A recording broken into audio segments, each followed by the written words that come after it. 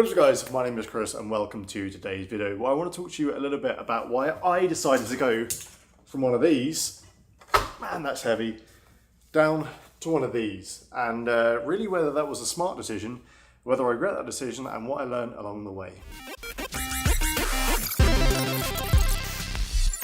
So there exists this stigma around gaming laptops and that they are not really worth their bang for buck, is probably the right thing to say here. And I did a bunch of research prior to choosing what I ended up choosing, which we'll talk about in a minute. And really, like, even I had this stigma going into the decision. My last experience with a gaming laptop, and actually was pretty much my entry into PC gaming, was this. Let me go grab it. This bad boy right here is my 2015, I think, Razer Blade. 14. It was a fairly good spec for when it came out. You can see like it still holds up like design wise as full aluminium encasing. You know, it's not got top tier specs anymore, and I reckon if I did turn it on, either it's not gonna boot. I got the red light down here. Oh, I have a light up keyboard though.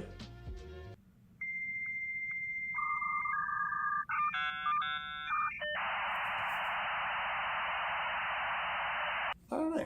Maybe it will be. Let's put it down here and see if it's booted by the end of the video. And I've completely derailed my point. What was I talking about? The spec inside of this bad boy was an Intel 770HQ with a whopping 16 gig of RAM. Actually, like, amazingly, I found a gaming laptop that still had 16 gigabytes of RAM that was being sold in Micro Center this week. And most importantly, it had a GTX 1060 GPU. So it was, for the day, wasn't horrendous. It was actually like a fairly good spec, and it carried me through for a long time as my main machine before I then did switch to the desktop world. And yeah, here we are, going back. Oh my goodness, it's lit up. It's alive. That is impressive. I think it's dead now. Battery's probably kaput. Now, one of the biggest reasons that I'm doing all this is that I am up and moving. I currently live in the US, in the great state of Indiana, and I'm moving back to the UK. So in doing so, I decided that the cost-effective way to do this move was to just sell everything I own.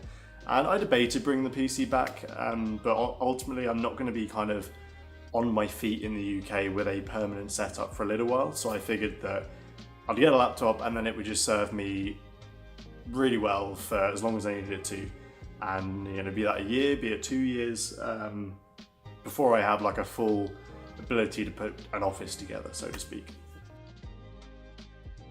So what choices did I have going into this decision? So I did a bunch of research, and like I said, I'm currently based in the US, so all these prices and stuff are based on US prices, so your mileage may vary.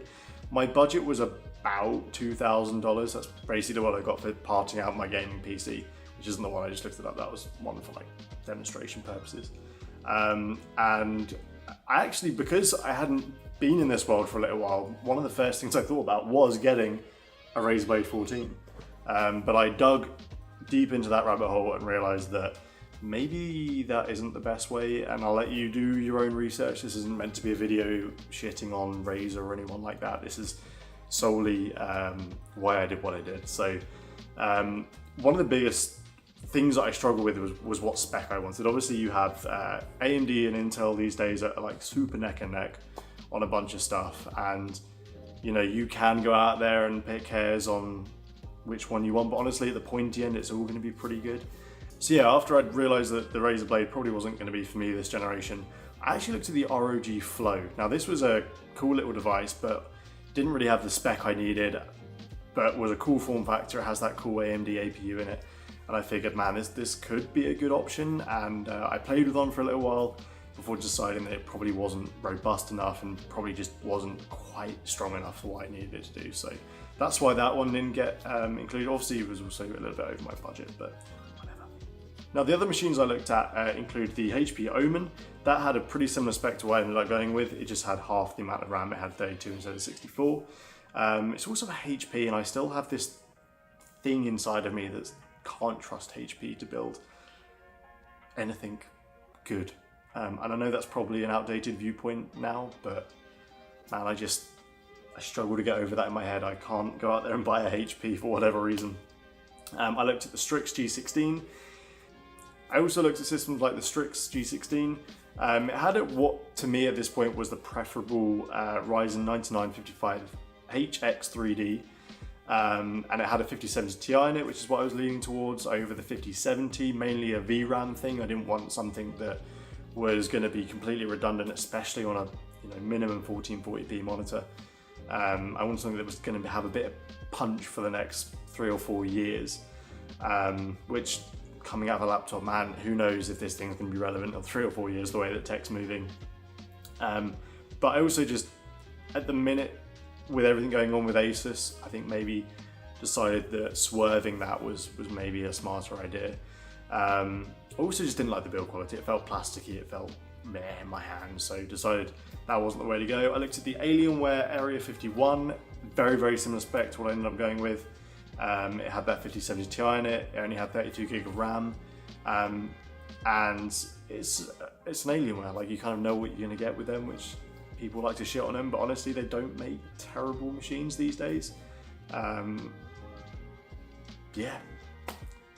Other than that, I looked at the Legion 5, really like the form factor of the Legion 5, that smaller 15-inch screen, big fan of that, but ultimately I went with the 16-inch machine because it's just better for my use case, I think, and they're also like cheaper than a 15-inch, which, whatever, what do I know.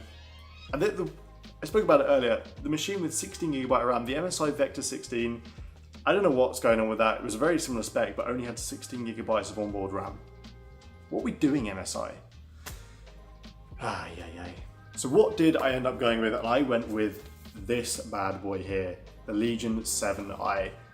Super, super happy with my decision. I think usually this is the kind of thing that I go out and buy, and then like a week later, Alienware bring out a model that's like the same price, but absolutely spanks it in every performance metric going ever.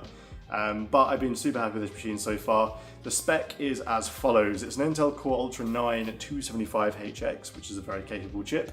64GB of onboard DDR5 RAM at 6,400 megahertz per second.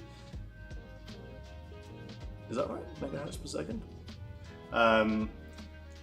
Crucially, for me at my price point, this had a 5080 in it with 16GB of VRAM, which was a huge selling point. And from stock, or from factory I should say, it had 2 sticks of 1TB SSD, M.2 SSDs, and one of which I upgraded to a 4TB, which I actually had laying around, so that didn't really cost me anything, but got pulled out of my main rig. And you know, a gorgeous aluminium chassis, like it's built really well. The screen's a stunning OLED screen, it looks great. And honestly, it's just built really, really well. Now, I was a little concerned with how gamery it looked with these lights on the back. I mean, you can turn them off first and foremost, like I just did, like it's not a big deal.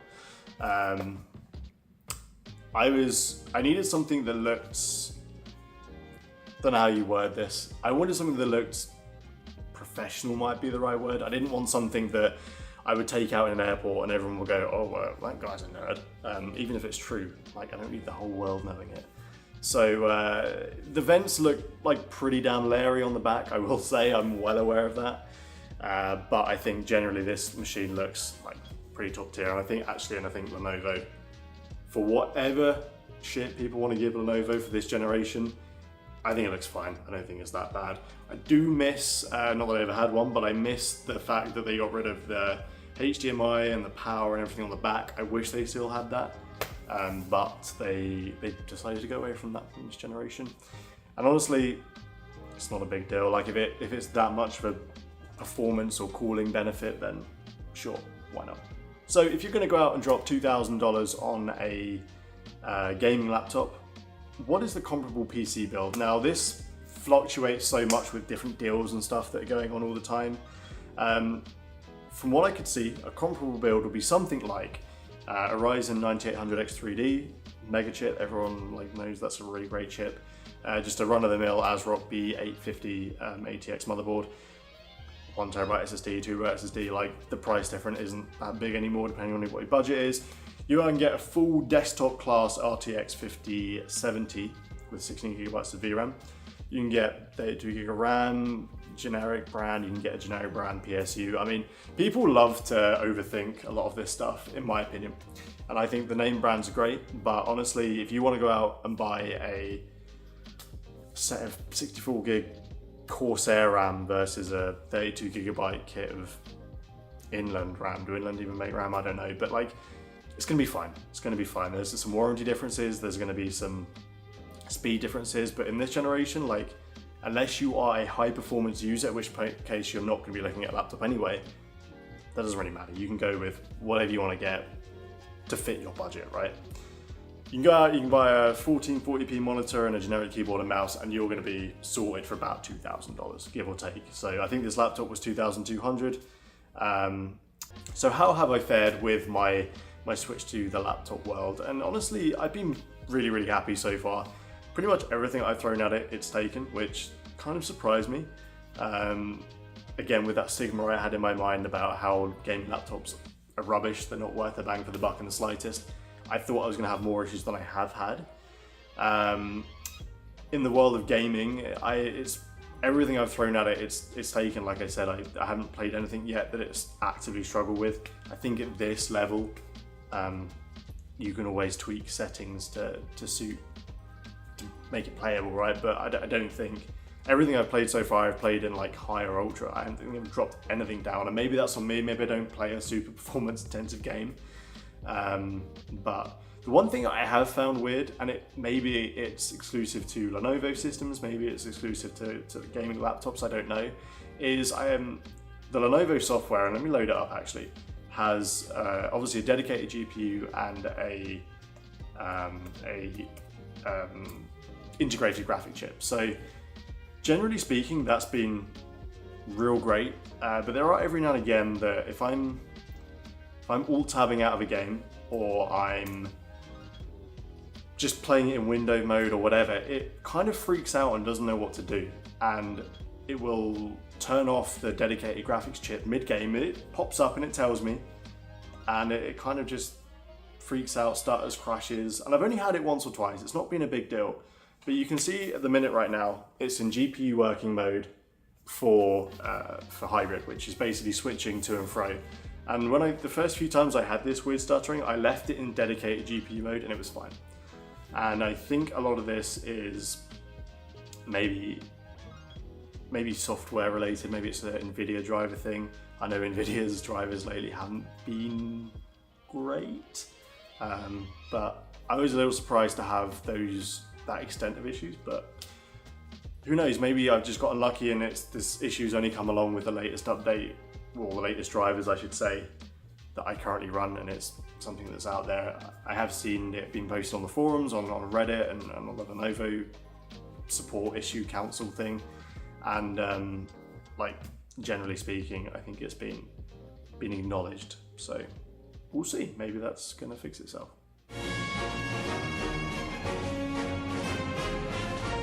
Unfortunately, I don't have like a bunch of laptops outside of my old Razer Blade 14 to do benchmarking, so I didn't think benchmarks the way to go. You can go watch a laptop review and get all those kind of information, but I'm just going to run you through kind of what I've played, how I played it, and my experiences. So I played Battlefield 2042 the other night with some buddies, and like easily over 100 FPS. There were like a few dips when there was big things happening on screen. And I played all of this in performance mode on the laptop, with generally in higher ultra, somewhere around that. Like, it looks great, it plays great, zero complaints there. Same with games like Baldur's Gate. I played that a bunch, that was super playable. I couldn't get an FPS count to work inside of Baldur's Gate, weirdly, but like it was sailing through the 100 FPS mark, I would think. Borderlands 4 obviously is a brand new game that's out, and that plays really well. I don't think I had any real frame dips below 60. It didn't quite reach the highs of 100, but like it was fine. Maybe that's an optimization thing, I don't know. Star Citizen is a game I play on and off a fair bit. Issues with that game generally are game side, not hardware side, so I was conscious going into this could struggle. Honestly, I was impressed. It was like 70s, 80s, sometimes into the 50s, 60s. But I think that's probably more server side than it was hardware side. You know, anyone who knows Star Citizen knows that that game is its own thing right now. But the big test for me is I'm a big sim racing guy. I do a bunch of sim racing, and that was a real conscious thing for me in choosing whether a gaming laptop was going to be the way to go, was whether it would be able to handle a full sim rig, which is what I have. I'm happy to report, seemingly fine. So I play on one ultra-wide monitor, it's a 34-inch Spectre 1440p monitor. I just plugged it in, uses its second monitor, and it honestly was mega. Like, iRacing played at times I saw 200 FPS, which perfect. And again, that was on good settings, general esporty iRacing settings for those in the know. Nothing crazy. And the same with Le Mans Ultimate, like I played that fine. I was a little worried how the onboard USB ports would handle what I was going to be throwing at it, and I have a powered USB port that basically powers everything on the rig, and just plug that straight in. And honestly, apart from the laptop initially going, oh my god, you've plugged in like 10 things at once, and I'm freaking out, it was fine. It was mega. Like, it sorted itself out and zero issues. Great. Productivity. So I don't do a whole lot of heavy duty productivity stuff. I do a little bit of CAD. That's been fine. I use Fusion 360 for some 3D modeling for the 3D printer and kind of bits and bobs like that. Like I said, happy to report that everything I threw at it, it was fine. It didn't struggle at all, which it probably shouldn't, considering that performance laptops are kind of, depending on what company and industry you're in, are kind of industry standard in engineering design. Most designers in my industry use laptops that they just can carry around to go to different departments for build or whatever, and just bring a laptop with them and they can play with CAD not plugged in. Great. So yeah, no issues there. I did Pi Toolbox for some data analysis from the sim racing stuff. Great, no issues. Video editing and photo editing. Photo editing was mega. Photoshop was fine. Illustrator was fine. The other photo editing software, Lightroom, was fine. Absolutely zero issues. No stuttering. No big load times. It was fine. It like handled everything I threw at it from that world. Video editing. DaVinci was cool. Vegas was cool. I tried both of those. They were really, really good generally across the board. Premiere did struggle a lot, and I don't know if that's a Premiere issue, if it's a hardware issue. I tried to troubleshoot a bunch to figure out whether it was, was Premiere using like the integrated graphics chip, and thus it was struggling with a lot of the quick rendering and stuff. It crashed a bunch, which isn't super uncommon from Premiere. So I am actively editing this video, unless I say otherwise here, on Premiere.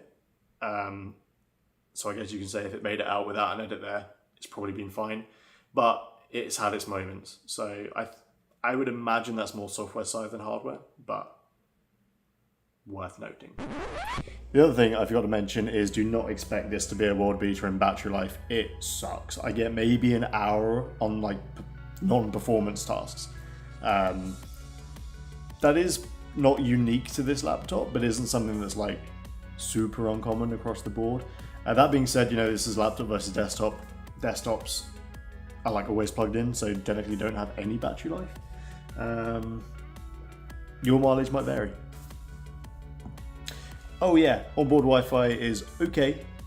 Not as good as desktop grade, but it's okay. And I've already forgotten my third point.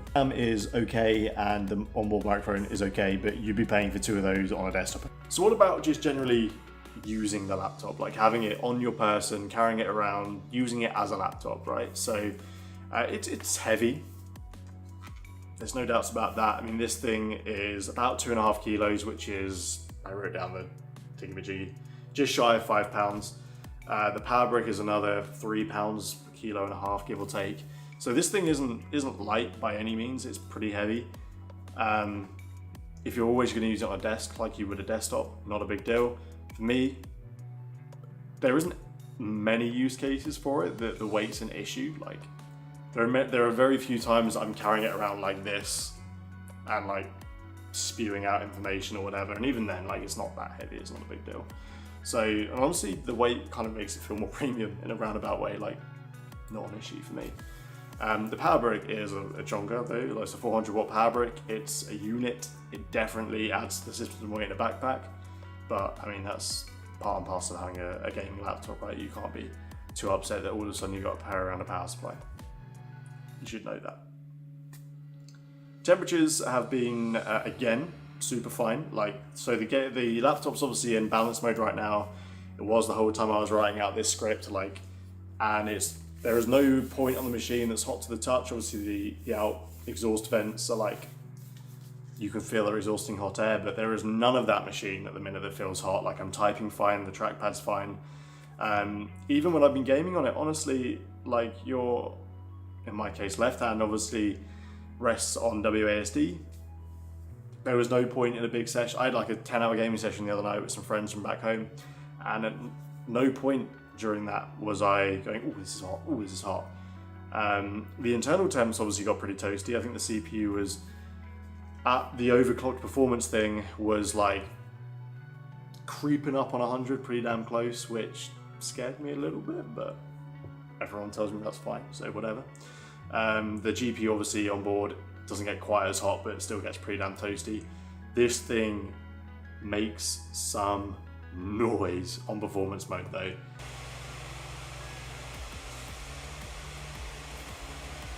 Which is something I expected. Like, when you're gaming on it or doing any intensive work on it for that matter, and you have it in a performance mode, then it's overclocking things, it's going to make noise. And anyone who's trying to find a silent machine, I'm sorry, but like, it's not happening, not in this form factor.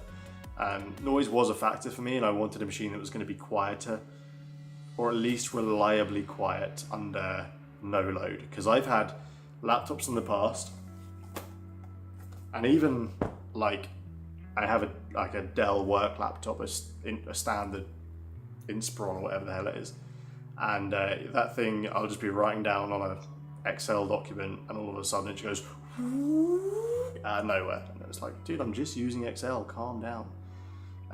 So happy to report, so far, noise outside of heavy workload has been fine, no issues. Again, if you want exact numbers, I'm not your man for that. I can try and measure a decibel on my phone, but it's not going to be reliable enough. I don't have a decibel meter, unfortunately. So from human to human, generally pretty good. No issues with noise. And I'm quite fussy on that front.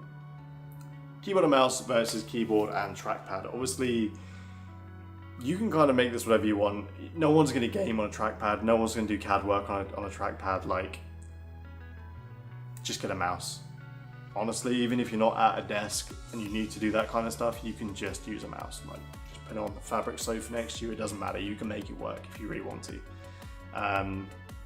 The keyboard feels great on this machine.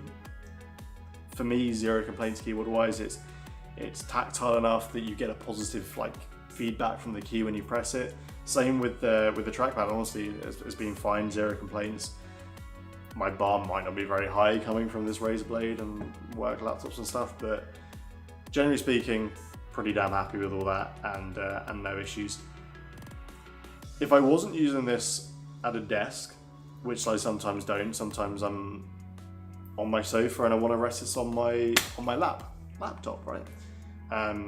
You can even game like that with a mouse. Like I just said, you can just put the mouse on a sofa, it's not a big deal. Ergonomically feels fine.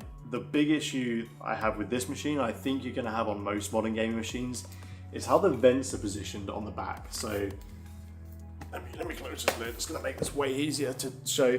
So these are all intakes. These are all 3 fan intakes, and this is exhaust. If you're resting this on your lap, your legs basically cover definitely at least half of these. In theory, none of this, maybe depending on how you have your legs positioned, but like if you're going to use this on a bed, for example, like a lot of people will use their MacBook, which has a full aluminium bottom to it. Not quite the same as this, but you get my point. Like, you can use that on a bed, fine. You will struggle to use any gaming laptop. Honestly, I think most laptops full stop these days with any kind of performance in them. you're going to struggle to put it on your lap and not block those vents, which is a performance issue, it's a heat issue. So from an ergonomic standpoint, not great. But again, this is a laptop versus desktop debate. You'd never be able to do that with a laptop, with a desktop anyway, so not a big deal. When I'm at a desk, I will generally use an interface hub with this. I have my monitor plugged into it. If I don't have a monitor plugged into it, I generally use the laptop keyboard and a mouse. For me, that's a fine setup for now. I think in the ideal world, when I do have something of a desk setup, which is going to be debatable whether it's a proper desk setup, but whatever, I'll probably just end up putting the laptop on a riser, having a secondary monitor, which will be a primary monitor, and then the laptop will come the secondary monitor.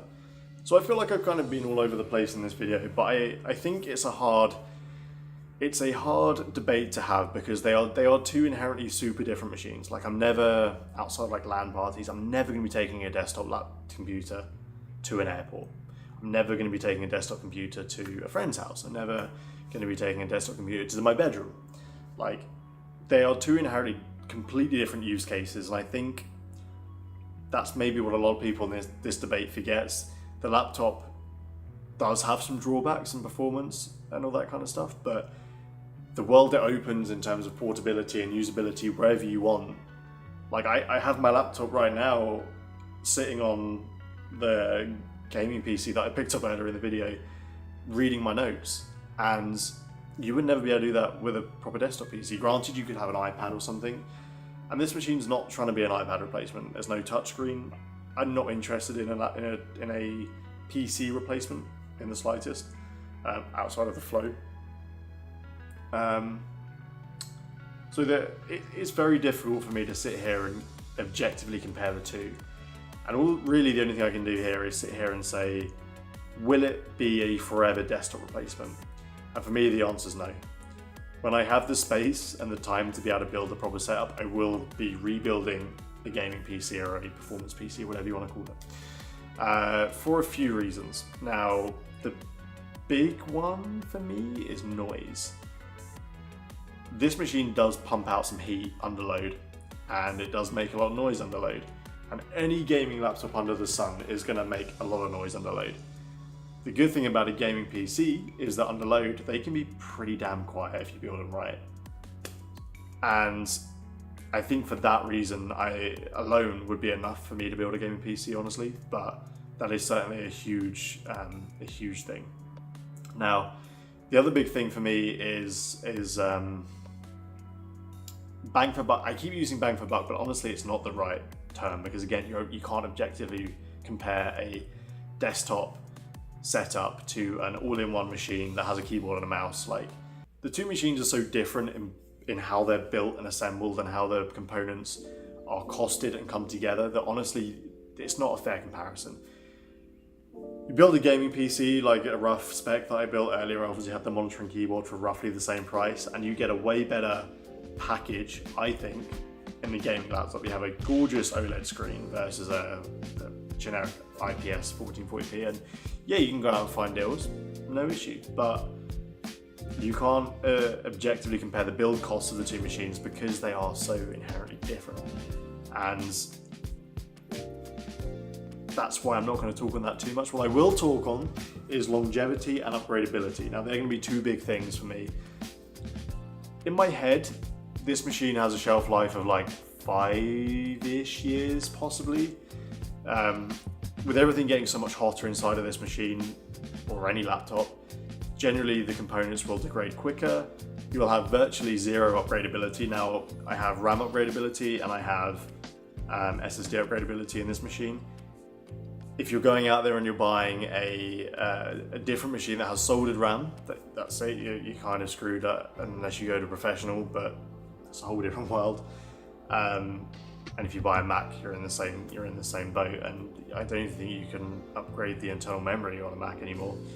So it's like, what do you do? How do you objectively compare the two with longevity and upgradability? Because again, they're built for different use cases, and I can't just go and upgrade the graphics card in 5 years' time. I can't just go and upgrade the CPU in this in 5 years' time. I'm buying a whole new machine. And granted, if a 7000 series card comes out in 2 years time and I want to upgrade that, it's going to cost me $2,000, £2,000. If I want to go and upgrade my laptop to a 7000 series mobile chip, it's probably going to cost me about $2,000, £2,000, depending on, you know, the economy. So again, it's not even that comparable. Like, I'm amazed, I'm really surprised at how much I've enjoyed the laptop experience. I really thought I was going to regret it. I was going to just be mortified that I parted out a gaming PC and sold a bunch of the stuff on it to switch to a laptop which is inherently less powerful, and happy to report, no buyer's remorse.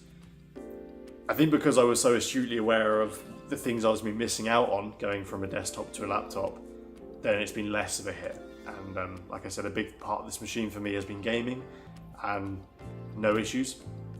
And generally speaking, it's handled everything I've thrown at it. So super happy. One thing I will say is that in a year's time, when I have my office built and I have a gaming PC again, this machine will remain a big part of my travel arsenal. It's going to come through airports with me, it's going to come on trips with me, and it'll come to like LAN party stuff with me, because it's a very capable machine that honestly, if I wanted to use as my primary machine for the next 5 years, I probably could without too many issues. And as long as the hardware supported it, and shit, you can go out and buy, in my case, Lenovo's extended warranty, and you cover parts and labor for the next 3 years for like $200.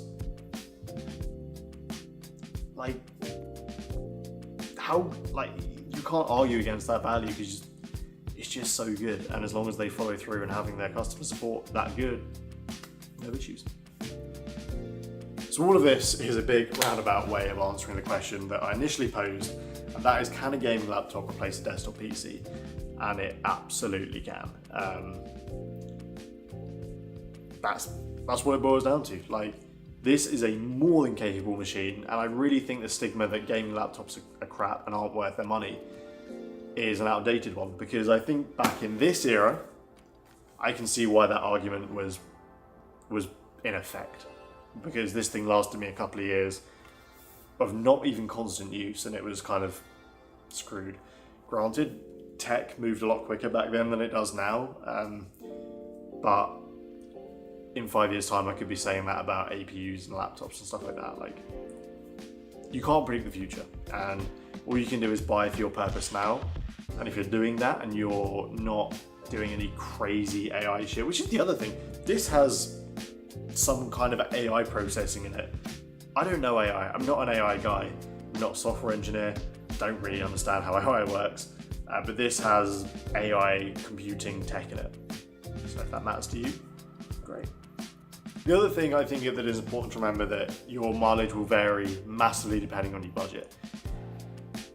I think at this $2,000 price point is kind of the sweet spot for gaming laptops. I think if you dropped your budget down to $1,200 or $1,300, that's when the price to performance of a full desktop PC is going to go through the roof, especially when you look at potentially getting used components. You look at where you can find open box, and when you can individually build the PC on sales and stuff like that. That's when there's going to be huge benefits in sticking with a desktop PC, is when your budget's lower.